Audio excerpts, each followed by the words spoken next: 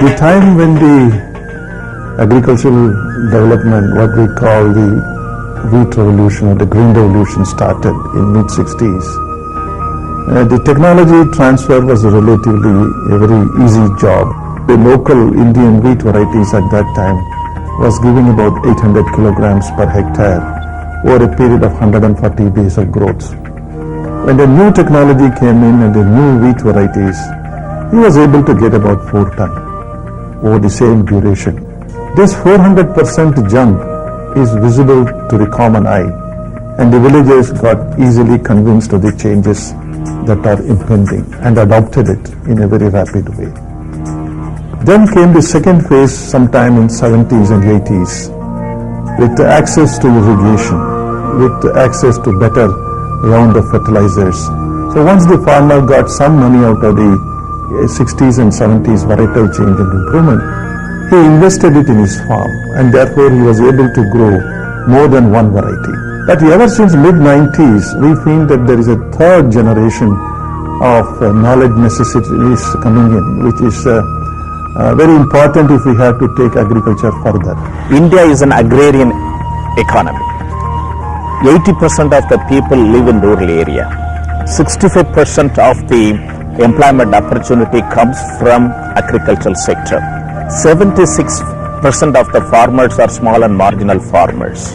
If we would like to achieve the Vision 2020 with respect to agriculture sector, that is to double the production of today's level by 2020, it is only the ICT can facilitate the agriculture sector in a big manner. Vast country of India, we realize that information is not shared, and information which is not shared is wasted, which endlessly we feel that our newspaper flash that the vegetable price have dropped so low, the farmers are suffering. The tomato price, which was selling at 10 rupees, is now selling for 50 paise. They're dumping their tomatoes in the roads. Potato prices are falling. Onion prices are increasing. Whereas the other side, you see, in the cities, you go to any supermarket or any marketplace, the prices are still the same. The advantages of excess production is not utilized by the cities. The reason is simple. The information is not shared. When the information is not shared, they are wasted. What we are trying to now to do is that we have an agreement which we are trying to say that it should be like a bazaar where the farmers will register themselves. And their sellers also, and buyers and sellers register themselves. The farmer goes and says, this is what I have a product for sale. And the closest, nearest mandis, can realize that the farmer here is willing to sell it at this price, and this is the quantity available, so that his commodities reach at the right time and he benefits out of the information which he shares, and the buyer benefits by the information which he gets. I think this is the importance of all this.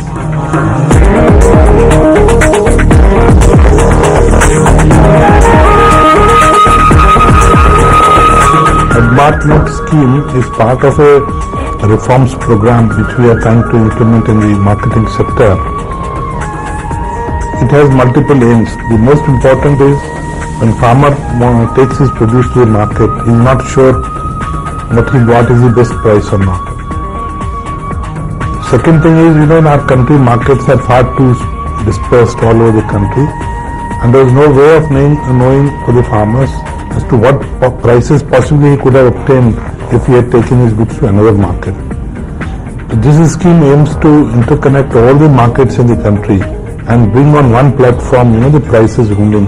फायदा ये है sir, जैसे पास की मंडी में rate तेज है तो चलो गाड़ी वहाँ भेजी कभी, अगर वहाँ दूसरी जगह डाउन है तो वहाँ से मंगा भी ली, ये रेट सारे मिल जाते हैं यहाँ से.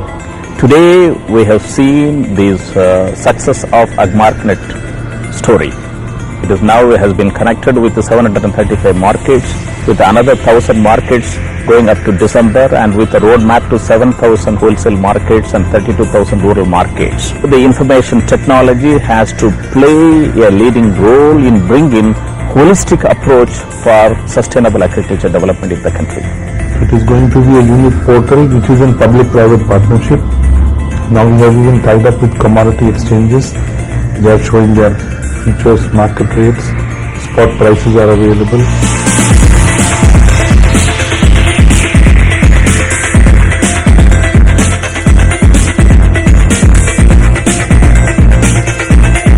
We talk about the impact of information communication technologies on life of every villager, every farmer.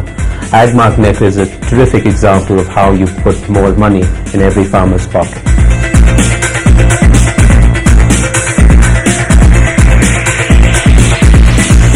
With the opening up of informatics and technology, we feel that this very manpower extensive area is not the right approach.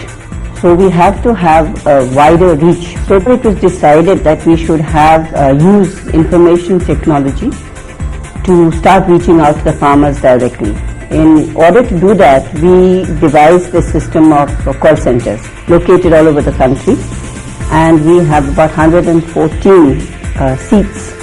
If they are not able to answer the questions, they are supposed to escalate it further to the subject matter specialists who are located in various directorates and also in the ICR centers, universities, etc. मैंने यहाँ phone किया था तो ये धान में रोग लगा हुआ था मेरे में, तो उसका समाधान नहीं हो पा रहा था, तो आप लोगों ने बोला इंस्टीट्यूट वालों ने कि आप सैंपल लेके आओ, हम आपको बताएंगे, इसका समाधान करेंगे। मैं सुल्तानपुर से आया हूँ। धान का पौधा सफ़ेद हो गया, तो हमने कॉल सेंटर फ़ोन किया था, वहाँ पे हमारी प्रॉब्लम सॉल्व नहीं हुई, तो हम पूछा इंस्टीट्यूट यहाँ पे प्रॉब्लम सॉल्व करने के लिए आए हैं। We have given the importance on the biofertilizer because it is eco-friendly, it is a pollution-free, and naturally it is the sustainable system. That is why we have taken this program, and we are reaching to the farmers by conducting different training program, the different extension-oriented program, where the lead farmer from the farmers group, they keep contact with our biofertilizer development units, and naturally out of that coordination they can get the access to our website where we have given the full information about the biofertilizer application and impact.